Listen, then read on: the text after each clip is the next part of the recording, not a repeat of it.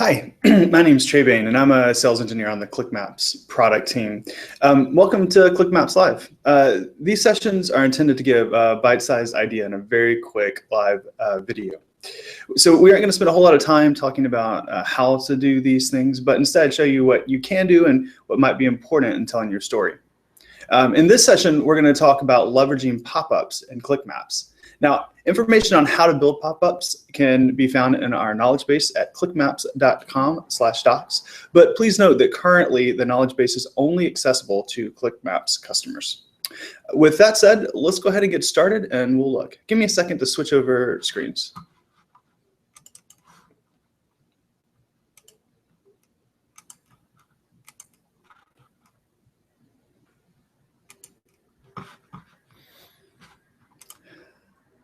Well, visualizations in a map are always limited by how the user interprets that visualization. So a point can represent a customer, a salesman, or it might represent many customers and many salesmen.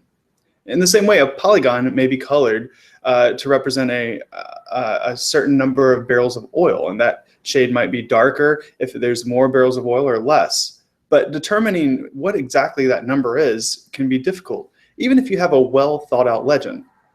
Well, in the last 3 Hangout sessions, we've discussed how to draw the user into important data.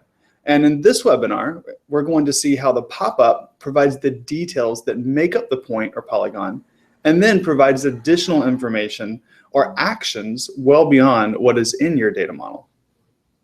So in the top level view of the QlikMaps demo app, we notice shaded green regions. And these regions are custom shapes comprised of counties. And the color of these shapes are based on the sales of each one of those counties. Well, if we click on a given shape, we get a pop-up. And the pop-up has the name of the region and some other sales information at top. But notice we also have a native sense tree chart in the bottom. And this tree chart is fully interactive. So without ever leaving the context of the map that we're looking at down here at the regions, we're able to drill into the data that makes up that shade of green. Let's dig in a bit deeper and see another kind of map.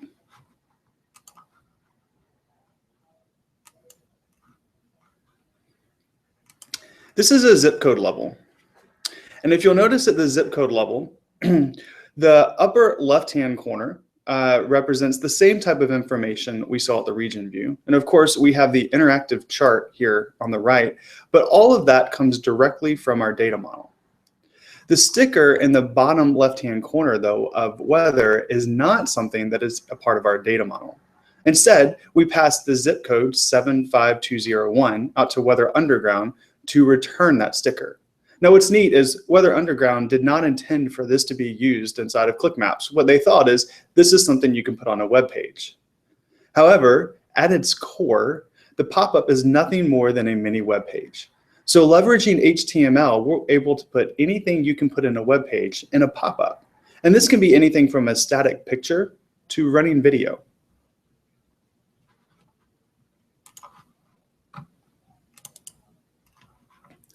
If we drill down one more level, I want to use the salesperson icon here as the final example.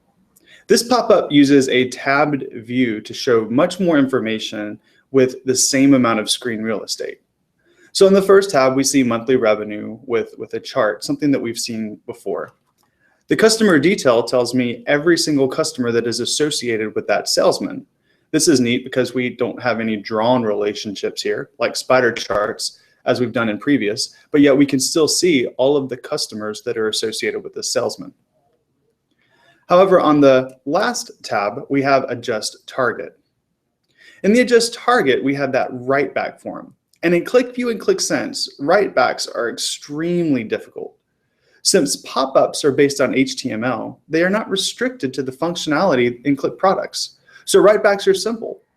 Imagine your user, the end user of this application being at a customer and sitting in front of them and locating where they are on the map, where the customer is. Here's some needs from the customer and be able to complete a form right here on the map. This closes the loop on VI. You get to locate, analyze, and take action without ever leaving Qlik.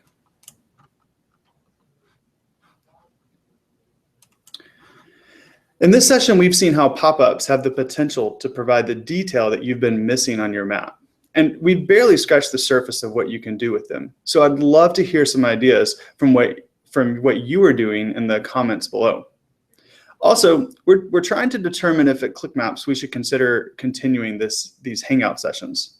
So if you're getting something valuable from them, let me know in the comments below, or you can catch me on Twitter at QVGorilla. Until next time.